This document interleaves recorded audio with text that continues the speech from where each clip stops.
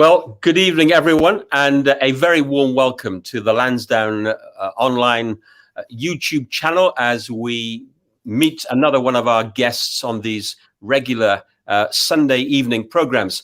And I'm welcoming into the studio from somewhere in Scotland, Professor Jason Leitch. Welcome, Jason. Good to see you. Nice to see you, Peter. I'm delighted to be with you. I'm only sorry my first connection with Lansdowne is not actually in Bournemouth, but here we are. Well, we can change that maybe in the months ahead. We all hope that we'll be able to travel at some point. I believe you've got some family links, Jason, with Bournemouth and Lansdowne. So our church in Airdrie, deepest, darkest Lanarkshire, right in the middle of the central belt, a lot of Lanarkshire go on their holidays to Bournemouth. That may come as a great surprise to the locals there, that a lot of Scots arrive in normal summers. And for years, people have told me that the church they go to when they're in Bournemouth is Lansdowne. And I said that to Mum and Dad that I was coming on, and Mum and Dad are now, I won't tell you their age, but they were in the first priority group for vaccination. So that'll tell you roughly where they are. And they told me before I was born, so over 52 years ago, they were in what was then the Lansdowne Church. So there's a little bit of a soft spot in Airdrie for you. Yeah, good. I think that would have been in Francis Dixon's time. So, Jason, welcome to the program. Let me just explain to those who are joining us from all over the country the format here. You and I have a little chat. We'll knock a few things around together, and then after about 25 minutes, half an hour, we go into a live Q&A.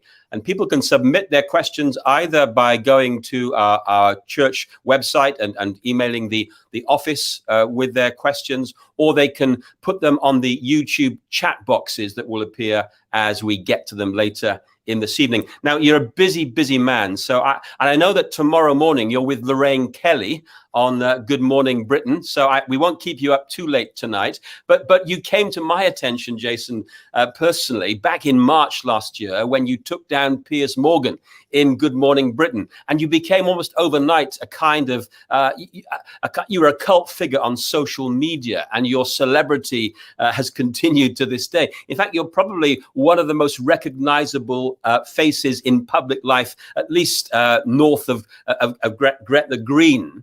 So let me start by asking you a kind of silly but important question. How do you find all this celebrity stuff? Do you have time for normal things like sleeping and eating? I do. I prioritize sleeping and eating, if I'm honest. It is odd, Peter. I can't deny that it feels slightly strange. I don't think you can do a public-facing job, either yours or mine, without enjoying some element of that. So I'm not shy of the limelight. Let's not pretend that I'm something I'm not. But it does come at a cost. It comes at a cost both to you as an individual, but also to your family and your loved ones and others. And we may come on to some of that cost. But what keeps me going is the purpose that we have to try and save as many lives, protect as many people, give the best advice we can. A lot of that happens off screen, not on Lorraine. A lot of it happens in conversations that I've just had this evening with a set of politicians who are in our cabinet. And a lot of it happens with stakeholder groups, with hospitality industry, with the sports bodies, all of that. But some of it, and increasingly in a pandemic, you've got to do it. You've got to put clinical voices on the telly and on Orkney radio. And so you've got to be available for that. And it was very important for us that we should do that. And I am one of those faces. Yeah. And you're across many media outlets, I know, in Scotland. And of course, you've come south of the border too.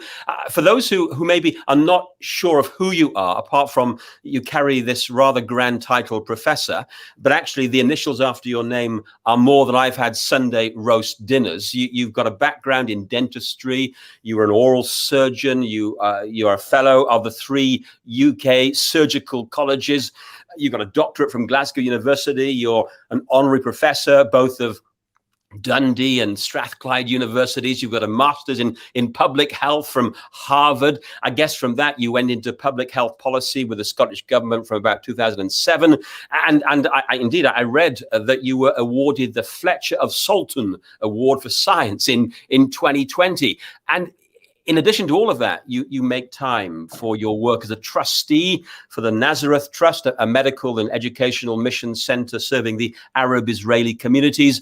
And also, you're involved with the Rural Evangelical Fellowship of Southeast India with their orphanage work. And believe it or not, you have some time after all of that to relax. Apparently, your guiltiest pleasure is listening to country music, if I got that right, while riding a bike on your way to find the best fish and chip shops in Lanarkshire. You have a wife who's a teacher. She'll be back to school, I think, in some shape or form this week. And together you're involved in Airdrie Baptist Church. Now, listen, let me distill all of that huge CV down and ask you, what have been and what are the most formative influences in making Jason Leitch the person that he is today? That could take up the rest of the time. I think the first thing is my family, clearly. My parents who had me in Leicester because they happened to be there. My father's from Fife of coal mining stock. My mother's from the East End of Glasgow. And they got married, moved to the Midlands for my dad to find work as an electrician. I was born there. I only lived there for 3 months, can't remember much. Then North Devon, Barnstaple Baptist. And my father started First Barnstaple Boys Brigade, famously, still has the plaque that says so. So church and Baptist in particular in my bones from that young age. Mum and dad are both in their souls Nazarenes. Both went to Nazarene churches in Scotland, but they're a slightly rarer breed to find around the country. Moved back to Scotland when I was 7, Airdrie Baptist. So family principally, I think, and Christian upbringing, whatever that might mean. And my wife and I met when we were 7, would you believe? It is the classic Christian story of I was the last boy left, so she had a very little choice when she was 16 or 17, and we got married in our early 20s, and here we are 30 years later. Professionally, probably two big moments, very briefly. The moment when I decided high street dentistry was either going to kill me or kill all the people around me because I was bored in the 6-foot room. So high street dentistry was never going to be my thing. I went back and trained as an oral surgeon, which is trauma, cancer, wisdom teeth, everything from kind of here to here. And then after 15 years of that, academic, I was getting PhD students. I was okay at it. I wasn't the best, if I'm honest. It was slightly dull, some of it. We went to the States for a year. And in 2005, Lynn gave up her job for a year. I became a fellow at an organization in Boston, and that completely changed my career. So I've really had that clinical career and then a second clinical part and a policy government career. Not knowing, of course, that 15 years later, there would be a viral pandemic sweeping the world, and my public health degree may well be called into action to try and explain it both to politicians and to the public. So that's probably the seminal moment of my professional life where I'd made that switch from individual clinical care to the broader population care. Yeah. So here you are holding, in a sense, high public office and a clear public faith in God. We've just been studying Daniel in our Sunday morning series recently and noticed how Daniel navigated both of those realities in his life. How have you retained your distinctive identity as a Christian believer in the world that you inhabit, especially through the as you say, the pressurized year that we're all living through? Well, it's a flattering comparison, which I don't deserve even remotely. But you're right. There is a challenge in there, and there are some red lines that you don't cross. But equally, in these big rooms, in these big meetings, there are moments of pragmatism. Of course there are. When you're dealing with elected officials, not appointed officials like me. Nobody elected me. I don't get to make the choices. I don't get to make the decisions. I get to give the best advice I can. And there are two pieces of advice that others have given to me. One is my mum, who told me when I was a young boy to, at times of crisis, revert to the truth. I don't know if I'd done something wrong, but it sounds as though I had. Maybe she came down to my height and said, at times of crisis, son, you should probably just tell the truth because it's the thing you'll remember. And then much later in life, my ex-boss, who was the chief exec of the health service in Scotland, It was quite early in my civil service career. Nicola Sturgeon was the health minister, not the first minister at this time. And I can't even remember what the subject was, but I had to go in and pitch this piece of healthcare policy to her. And before I went in, he said, tell the truth, genuflect, and leave. And it's pretty good advice for senior politicians. So tell the truth as best you know it at the time you're given it. Tell that to the decision makers, and then your job is effectively done. Now, that doesn't happen in a single moment, of course. That's a progressive thing over time. And as you become embedded in the system, like I am just now, you're with these people all the time. It is informal and formal all at once. But the fundamental advice is the same. Tell the truth. Now, my value system happens to be based on a faith, but it's my value system that I bring to those conversations. That's helpful, Jason. I mean, clearly you've got a scientific background. You are a scientist of a kind. You have a background in academic science and public health. And then you also have an active living faith in Jesus Christ. Now, unfortunately, science and faith can often appear to be polarized or polarizing. How do you hold those two things together that some people think are irreconcilable enemies? Well, I often think the world is artificially split as though it's binary, as though you choose this end or this end, and you don't. So if you ask me to choose one over the other, I clearly would choose my Christian faith. But that doesn't mean I don't believe that the Christian faith and God in the round didn't create the scientific community that gave us vaccines, or the scientific community that allowed us to do clean water, or whatever that happened to be. So I think science at its core is evidence of that faith, not the other way around. Now, that might put me into contrast or contest with some believers, actually, because they would separate them much more fully than I would. But from my education, both my Christian education and my academic education, I think they fit together well. And I think that basis for science makes my advice no weaker and no stronger. It just is. So I try with a host of other people, remember. So I'm not the virologist. There's a set of virologists over here telling me what information to send up the pipeline, and a set of epidemiologists over here telling me what advice to send up the pipe. I'm happen to be one of the front guys for that. And that is, I believe, God created that science in which I'm now part of. And I mean, you would be part of a long tradition that in some respects, I think we've forgotten as a Christian culture of science and scientists who were committed Christian believers and who were thoroughly involved in the development of science, 300, 400 years ago. And you stand on their shoulders in many ways. And so it's great that there are folks like you and others who are in both worlds and holding them together.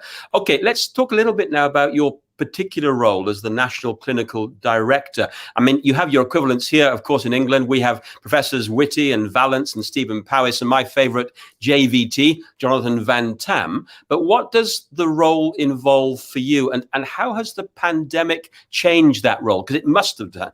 Yeah, it has. It's changed it significantly. And you're right to mention JVT. He's a fantastic communicator. And also the UK's probably foremost expert in respiratory viruses. So we're kind of glad he was here when the music stopped, because he's been enormously helpful to all of us. And he has an ability to communicate it to the public, which is an added bonus. So my job in peacetime is I'm one of the 3 senior clinicians advising the Scottish Government. So we have a chief medical officer, a chief nurse, and a national clinical director.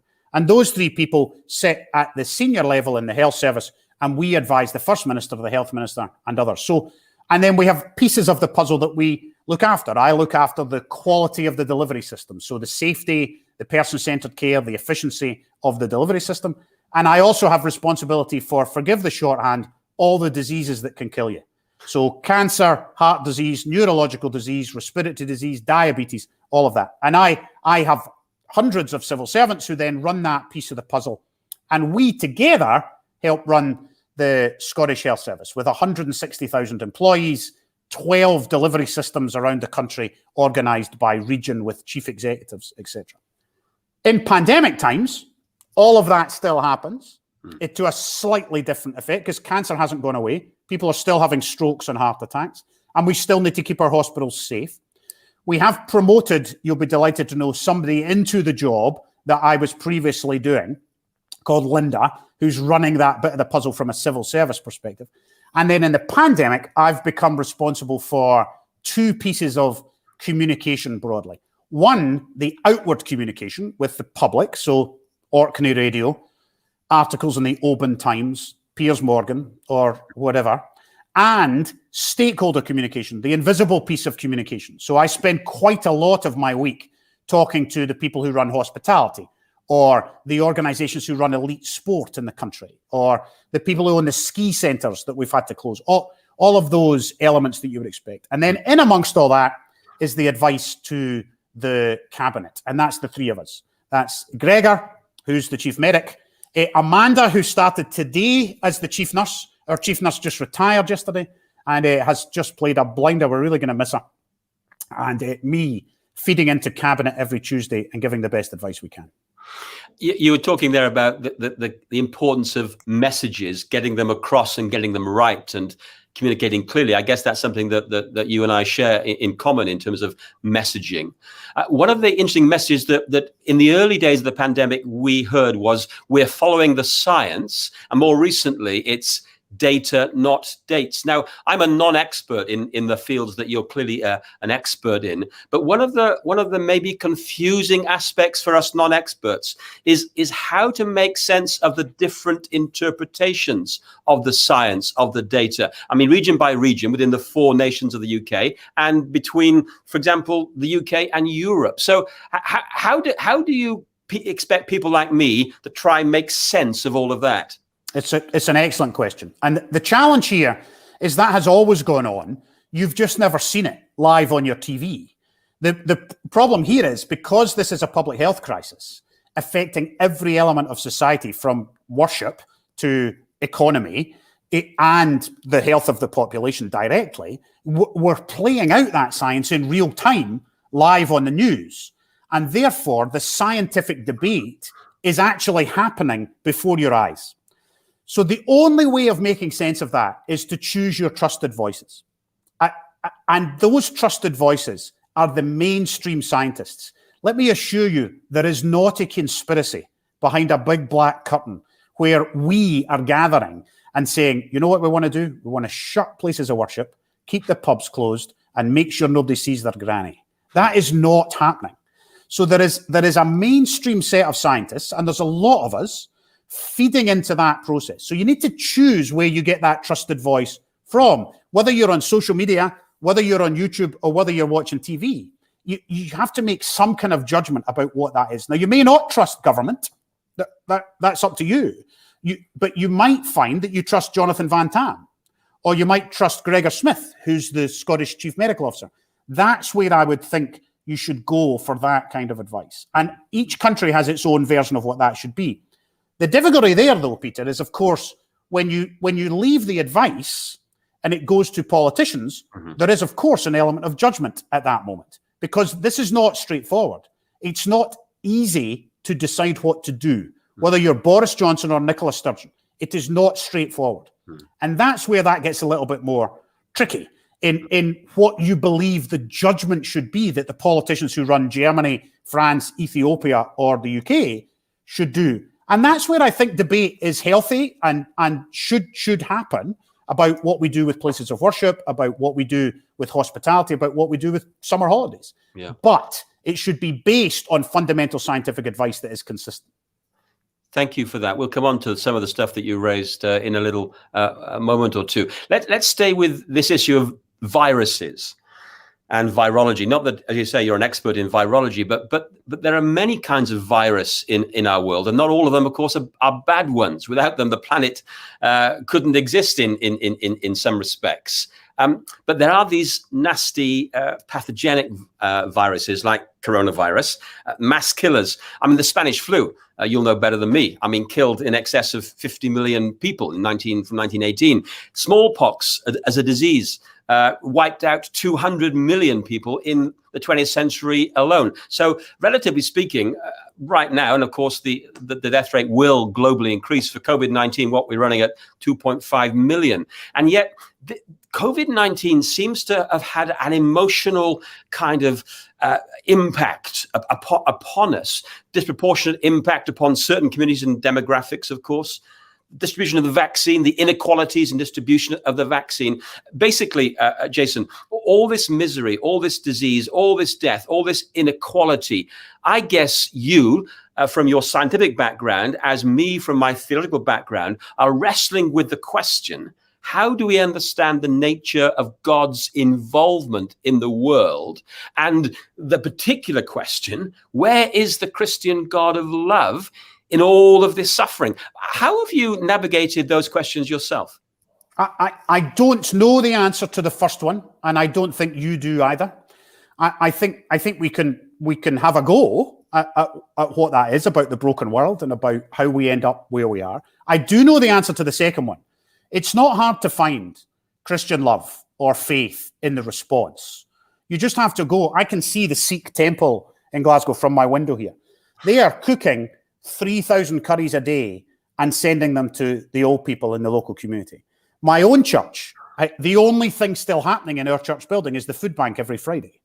It doesn't take too much effort to go to a community centre, to go to an old folks' home, to find people of faith as part of the response. Whether it's just phoning round your own local neighbours to see how they are, or whether it's delivering food, help, taking them for hospital visits, whatever that might be. And I think Christianity should be at the forefront of that, actually. I think some of the debate about what places of worship should do, whether they should be closed to 50 people or open to 20 people, fine. But I think it misses the fundamental point of church.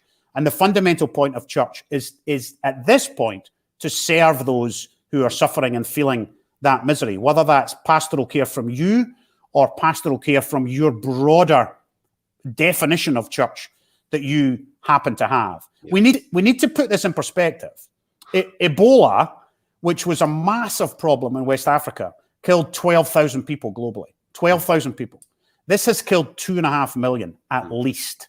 And we don't know who's died in sub-Saharan Africa because we don't count it.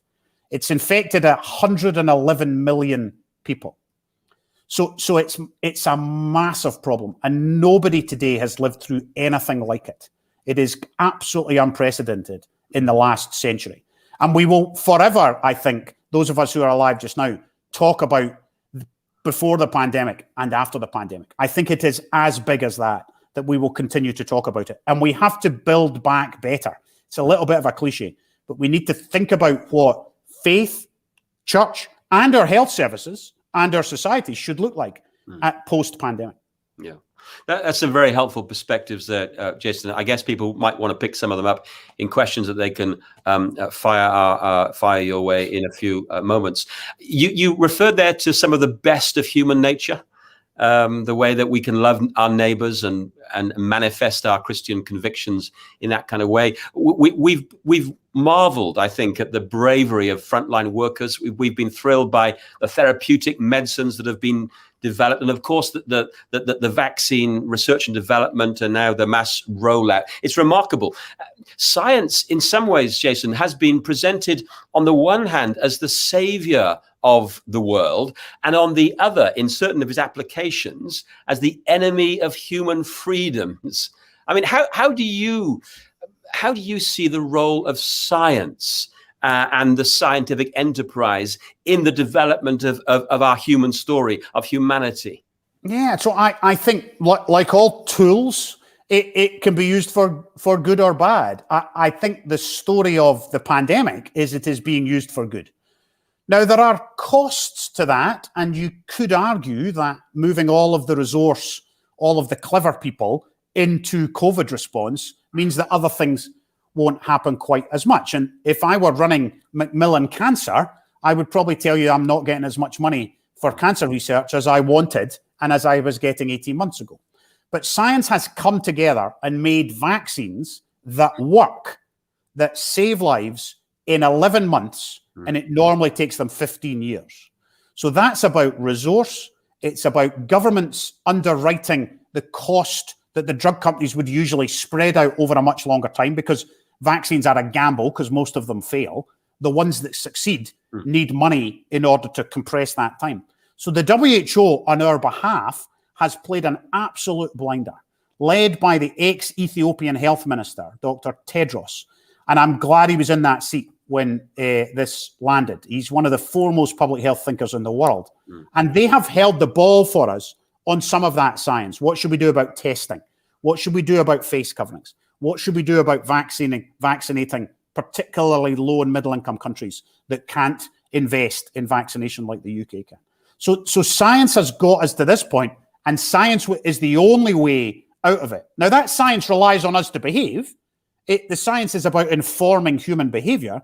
The vaccination is part of that, but for a while, we're all going to have to respond to what that science teaches us. And it's not going to go away on a Wednesday night. We're going to end up in some form of living with this bug, this pathogen, for a longer period.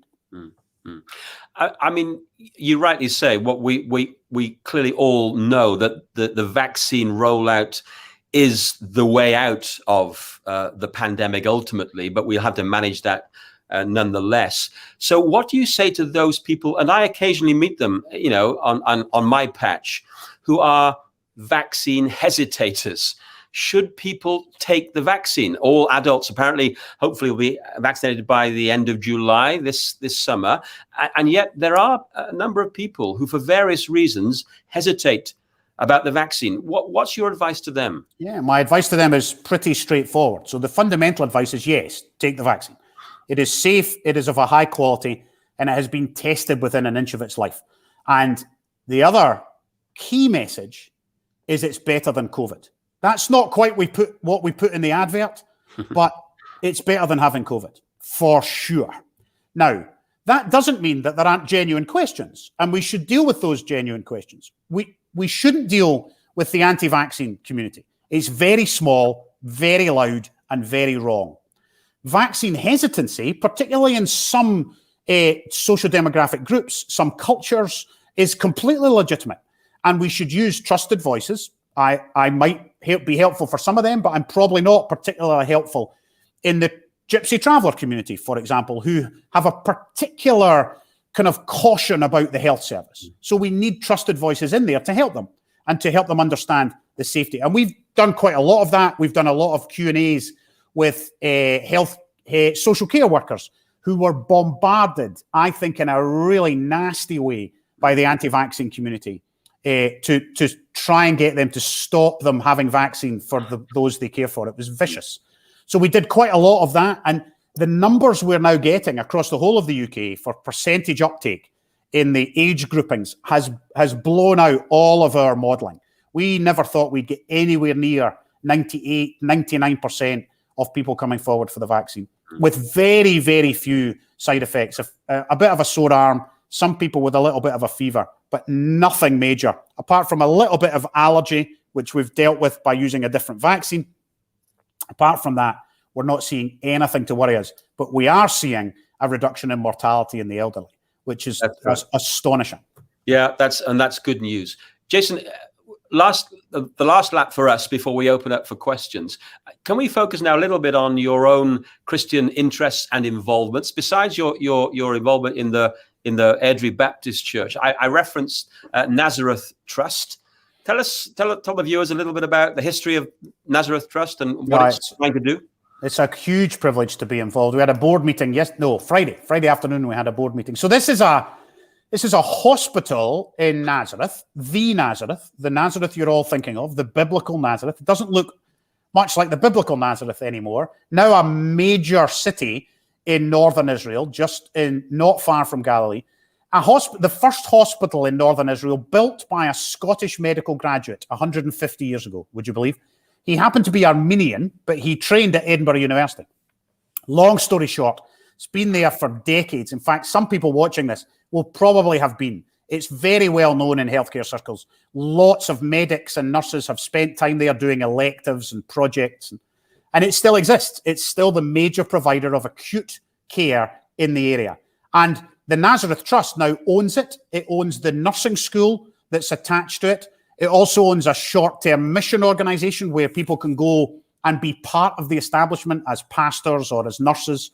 And the little tricky, neat thing it owns is a tourist resort just underneath it called the Nazareth Village, which is a recreation of first century Nazareth with donkeys, sheep, actors playing the shepherds. There's a temple, an old temple in which you get a first century meal. It's on the Holy Land tour, but it's a real Christian witness inside this crazy Arab Israeli town now that is just like any other Middle Eastern town, bazaars and crazy traffic and everything else you would expect. But it's been a huge privilege. I'm on their board to try and help them with the quality of the delivery system. They've had a tough pandemic.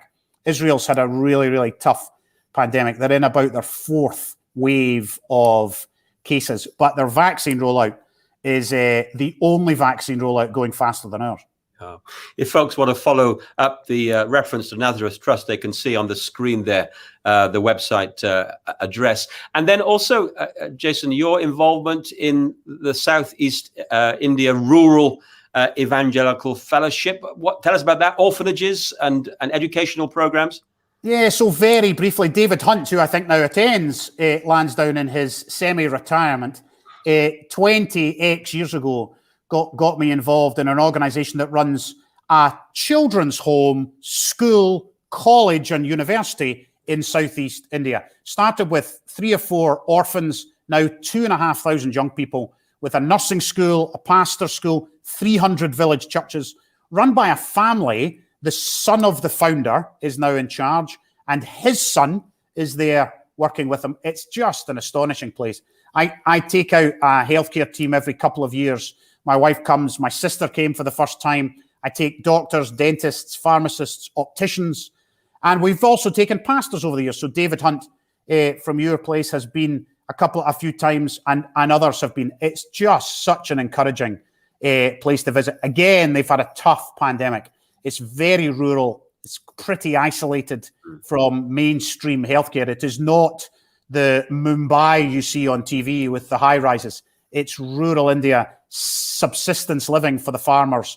And if COVID gets in there, there's pretty much nothing you can do. So they've done well. They've protected the young people, and they're just beginning to have their school year start again. But they need prayer, and they also need resource. Yeah. Again, we've referenced the website for that particular mission in Southeast India. I get the sense, Jason, that in certain respects, these kinds of interests of yours have kept you grounded, and maybe they've informed not just your Christian faith, but also your role to some extent as a public health educator and advisor. I don't know. Let's conclude with just a little bit of stuff on this vexed question of church worship going forward. Now, England and Scotland have taken different approaches to in-person gathered Sunday worship in public buildings over these months. And I know that at the outset, and even recently, you've been one of the clearest advocates of keeping church buildings closed, the buildings, not the people, not the church. Have you lost some good friends along the way for your stance on this? I hope not. I hope they know it comes from a public health and a faith-based perspective. This virus thrives on human interaction. If your prevalence is too high, it will find ways to jump from person to person, whatever you do. Face coverings, distancing, hand washing only go so far. So when you are at the top of your prevalence, at the peak of what was our second wave, we chose to shut almost everything. We kept essential services open. So you can go to the supermarket to buy milk, but you cannot go to your place of worship. Whether you are a Muslim or a Christian, you cannot go. We closed them. That doesn't mean you can't worship. And I think that's the important distinction here. We closed the buildings for worship. We did not shut worship. It is nobody's job to stop churches worshiping. And actually, the fact you and I are talking here, would never have happened pre-pandemic. You would not have done this. And you and I would never have met in this form. And some people might have been grateful for that, but others may have thought that they would have missed out. So we are being taken to court. The Scottish Government is being taken to court. We're going to judicial review because 20 church leaders have decided that they think that is unlawful. And I will be one of the defenders of the Scottish Government's position. And I am entirely comfortable in that space. However, to balance that, I think places of worship should be one of the first things to open when prevalence reaches the point where that is safe to do so. So schools back tomorrow, although they haven't been closed, remember, the buildings have been closed to most kids. So tomorrow we bring back P1 to P3 and nurseries. Then we'll bring back more kids, all being well. And then we'll start to think about family interaction and places of worship. So I think it's crucial they get back, but I think we have a responsibility to keep people safe, ourselves, our families and loved ones, and the wider community. And we should set an example. We should embrace it rather than fight against it.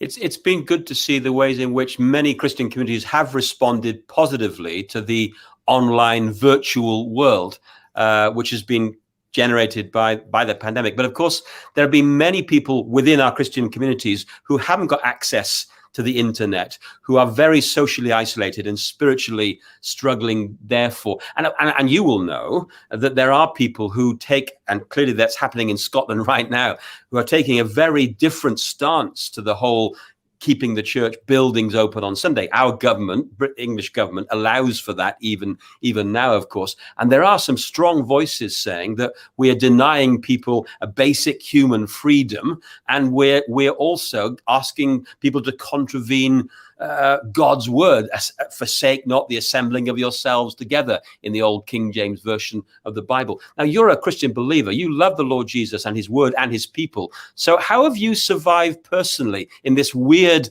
kind of dark world?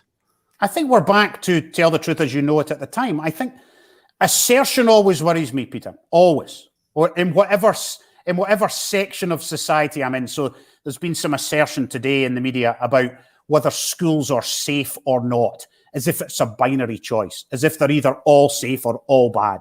Of course they're not.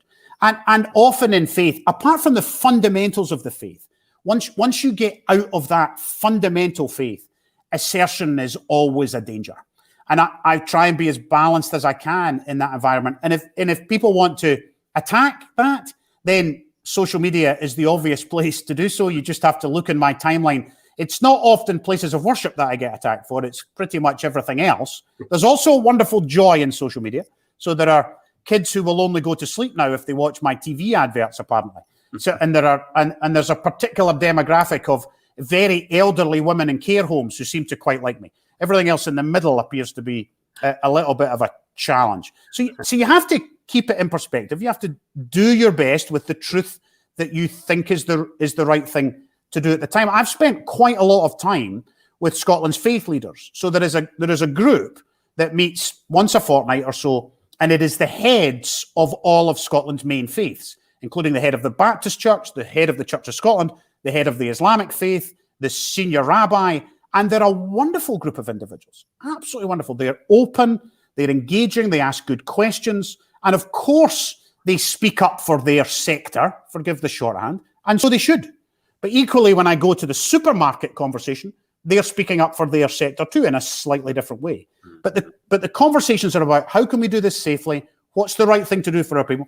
And they should ask me questions about what's right or wrong in that environment, and I should answer them to the best of my ability. And here's where we are in Scotland just now, and I'm very hopeful that if prevalence continues to fall, although it's falling slowly, they'll be open again soon. Yeah. Just lastly from me, and then we'll open the floor, but we'll open the studio for questions. How do you think the journey is going to look from here on in for society over the next several months? Is it a hybrid future that people are talking about, in which we're still socially distanced, and also then the journey for the church back to normality? What's it going to look like? I think the two things will look very similar. It will be gradual, slow, and steady, and I hope it won't go backwards. But I cannot guarantee it won't have to go backwards. The trick here is domestic normality depends on reducing the prevalence of the virus.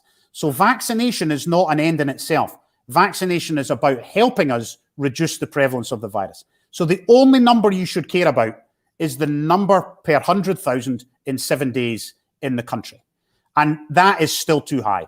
That is still well over 100. It was, in some parts of London, 1,500. In some parts of Scotland today, it's over 200. I looked at Bournemouth and your surrounding areas. It's about 80 today, and we need that below 20. So the WHO say your pandemic is controlled when that's below 20. Once you're there, you can start to make choices. You can start to say, what do we want to open? What should we open first? Probably not nightclubs, probably not soft play areas, but what can you do? You can do places of worship, schools, because the well-being harm for kids is so great that you need to pay some of your headroom to allow that to open. And then domestic normality means, I'm afraid, that globally we need to be careful, because we cannot import new versions of this virus. That's what we did in the summer. We got the numbers to almost zero, and then we allowed the virus to come back. And we brought it in from overseas. We sent it to England, England sent it to us, and we all got it from everywhere else. We also sent it to Spain, and Spain sent it to us. So we've got to be very careful about what happens next.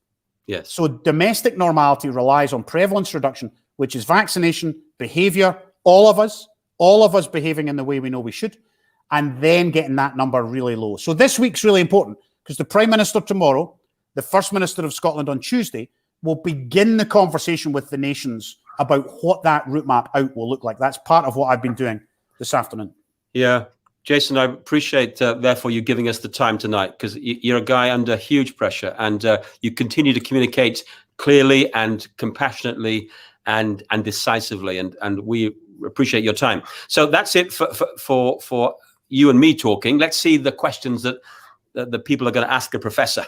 And if they don't ask questions, I've got plenty more I can ask you. But let's see what comes up. Folks, submit your questions, and we can pass them on to Jason. You must have. Here we go. Are there countries you admire for how they've handled the pandemic because they've had better public health outcomes as a result? Are they better? The Scandinavian countries, for example. You answer the question. Yeah, it's an excellent question. I think there are things to learn from vast parts of the world. I think the single lesson, if we summarize it, is the Asia Pacific. So the Asia Pacific had already met a SARS virus at scale, and Europe and the Americas had not. So they were more ready than us for this type of pandemic. We were prepared for a flu pandemic. That was still the most likely pandemic we were going to have. That's not what we got. It was still the right choice.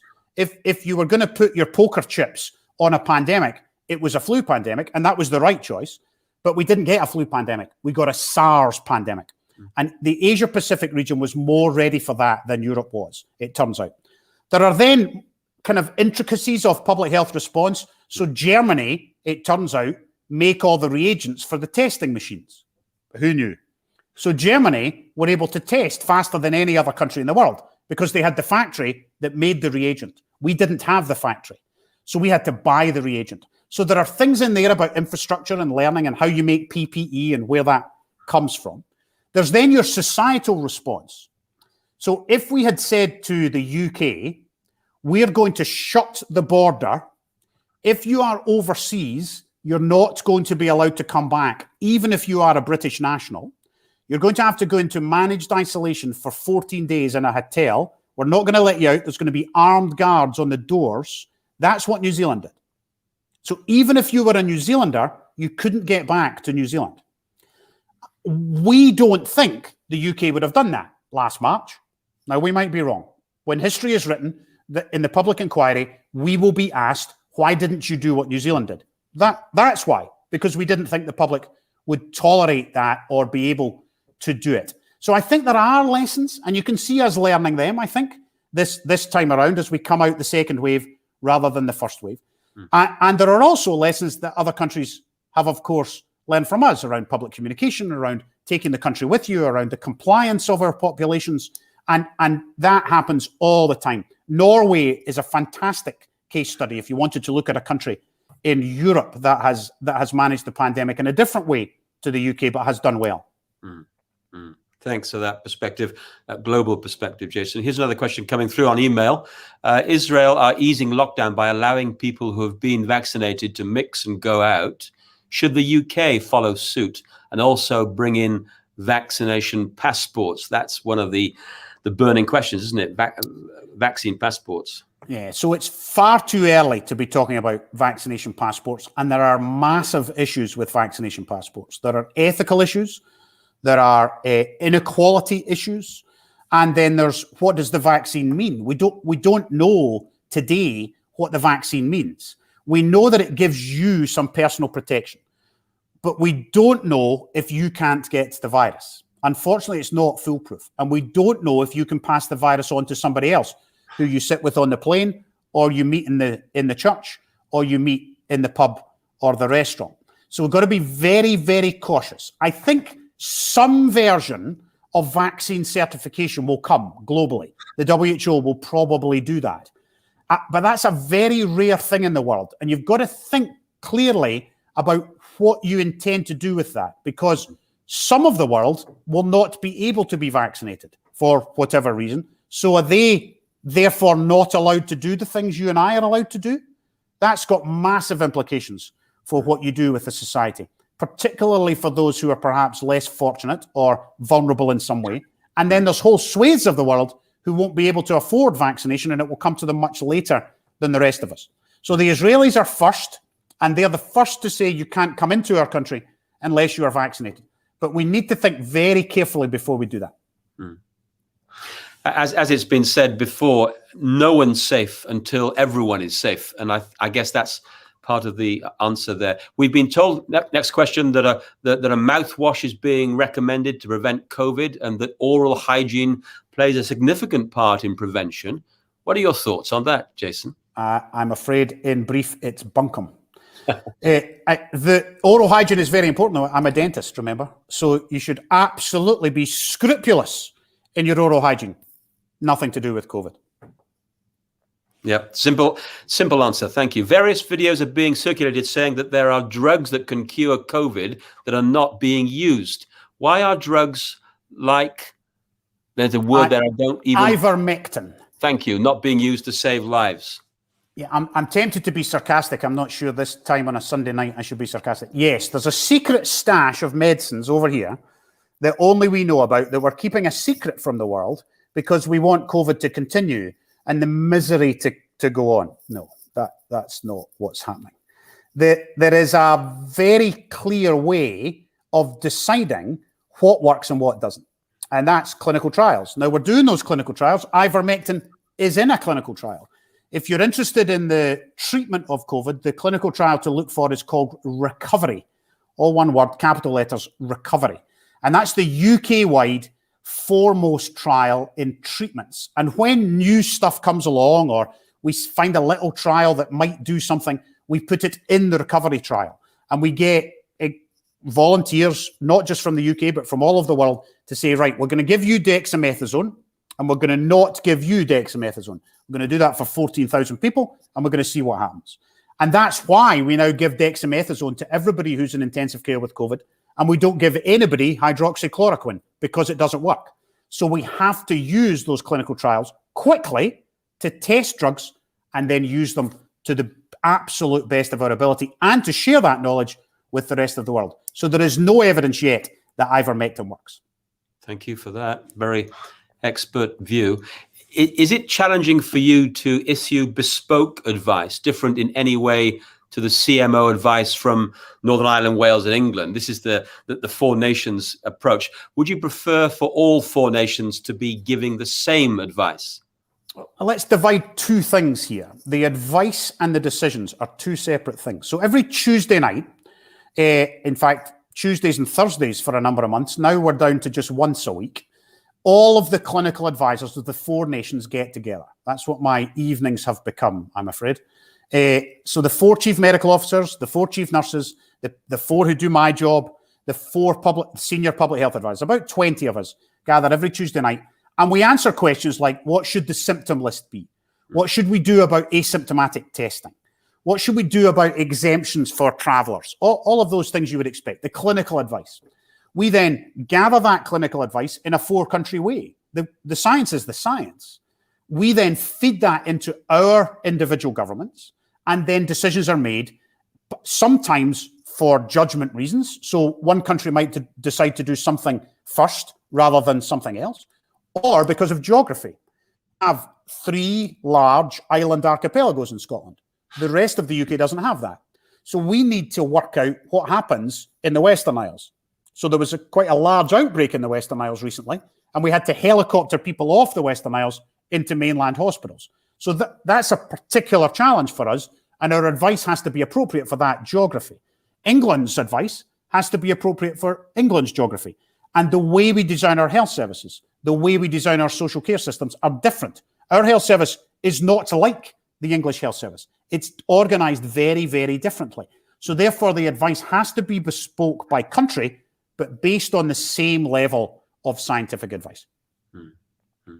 Again, thank you for that, Jason. Here we go.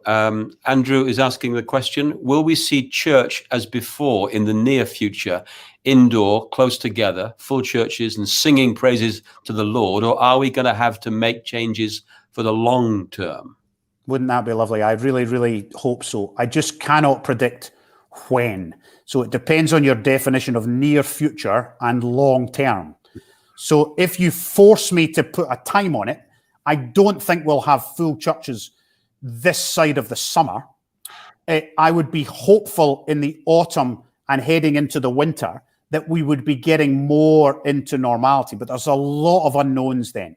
We don't know if we're going to have to revaccinate everybody, depending on variants. We don't know what the virus is going to do seasonally, because we'll have to wait and see what happens in the southern hemisphere, in Australia and New Zealand, when they have their winter, which they'll be heading into when we head into our summer, see what the virus does. The virus might help us, so the virus might run out of steam, or the virus might not help us. It might mutate into something worse, and then we will have to revaccinate everybody against the new version of the virus. I think some of what we've done will stay with us for a long time. I think the country will probably have face coverings, have a little bit more hand washing. Perhaps we won't go to work when we've got symptoms of the cold. So I think some things will stay with us for a longer period. But I hope that when we get the prevalence down to a very low level and we vaccinate the whole adult and probably some of the child population by then, we will get back to much more what we remember as normal. And I look forward to that day, just like Andrew does. Yeah, me too, Jason. One of the things I've missed most of all is singing the praises of God with God's people in the same space. That is such a miss in my experience of worship. Okay. Me too.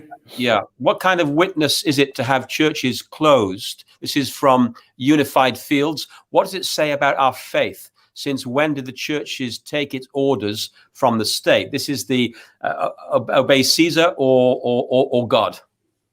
So, Peter, you might have to do a sermon on this, the last part of that question, and it would be I would watch it intrigued. It's an important question about what the state should do. This is a public health emergency that has killed 2.5 million people. This is not normal times. So there are difficult choices being made by governments all over the world. And one of them is to restrict human interaction. No government in the world wants to do that. Well, certainly not in this country. There is there's no decision that's been taken lightly about keeping people out of care homes, about limiting the fact you can see your mum or your kids or your granny. It's absolutely horrible. And one of the hardest decisions we've had to make as advisors and decision makers is to close places of worship. I would take issue with the first part of the question, though. Church is not closed. Church is open, and open for business, open for worship, and open for community-based pastoral care to the population who are suffering from this horrid, horrid virus. And I think that's what we should focus on. We should focus on the positives that church and other faiths can bring to society during a pandemic. We shouldn't become known for complaining about our buildings being closed. We should become known for being the centers of the communities in the recovery out of the pandemic. Yeah, thanks, Jason. There's the primacy of love for your neighbor here. Keith Stevens is asking, how should the UK respond to the need to support poorer countries through this pandemic? Yeah, it's a really important question, Keith. And it becomes particularly to the top of the priority list because of vaccination. And the UK has bought 360 million doses of vaccine. We don't need 360 million doses. Now, we've bought that many because we don't know which company's going to have vaccine first. Now, so far, we've done very well because we gambled appropriately. The 25% of the UK has been vaccinated as of today. The average in Europe is 6%. So France and Germany have vaccinated less than 6% of their population. So we got the right vaccines at the right time. But there are swathes of the world, Palestine, lots of sub-Saharan Africa, with pretty much no vaccine to speak of at all. Now, there is a project called COVAX run by the WHO, which is its aim is to vaccinate 20% of the world. And that would vaccinate all health and social care workers, all over 70s in every country in the world. And it's a crucial part of the global response. The UK is the single biggest donor to COVAX. It's given 750 million of matched funding against other countries. And Biden just yesterday announced that the US, by rejoining the WHO, thankfully, is giving $2 billion to COVAX. So that will make an enormous difference because they will be able to purchase vaccine at scale and vaccinate. Remember, you need more than vaccine, you need infrastructure. So to go to the villages in rural India or rural Congo, you need not just the vial, you also need the people, the syringes, the mechanism to find everybody, etc., etc. So COVAX is going to do that for us. WHO has also held the ring on non-vaccine learning. So I've done some calls with Malawi, with Zambia, with others who are trying to manage the pandemic across their whole populations, not just their healthcare systems, but also their societal response to what COVID is doing in those countries. And we have to keep doing that, Keith. You're absolutely right. Thank you. Thank you, Keith. Any more questions before we wrap up? Oh, here we go. You made a good case for devolved pH advice to factor in local geography. But do you have a view on whether a coalition government should have been formed in March 2020 to handle the pandemic? I think that's probably one level above my pay grade. I think, so this is completely genuine. So I spent more time with politicians in the last 13 months than I did in the previous 30 years of my life, even though I was in government. I've been in close proximity to the Scottish Cabinet, the First Minister, and also spent more time with UK politicians than I've ever spent in my life. I never thought I would. I've also been in contact with European ministers, with people who have run this project, this response in Australia and other parts of the world. I can tell you that pretty much to a man and woman that I have met, they are trying to do the right thing. Now, some people will have immediately rolled their eyes and think I've been conned by the politicians of the world. But genuinely, with some exceptions, but there are some exceptions in pastoral care and clinical advice as well, that in the main, people are trying to wake up every day and make the right decisions for those they serve. And that's as true of the politicians as it is of those running the intensive care units. You may disagree with their politics, with the shoes they walk in and the way they have to do their job. But I can tell you that my closest version of that is clearly the Scottish version of that. And my engagement with the opposition politicians and the politicians who are in power has been, in the main, very positive, very evidence-based, wanting to learn, wanting to make the right choices for their population. From Callum, when do you think restaurants and bars will reopen? And can you see another lockdown again? So those two questions are related, because if we do A too early, B is inevitable. So that's why we have to move very slowly. It takes 3 weeks to know what you have done and the response it has had from this virus.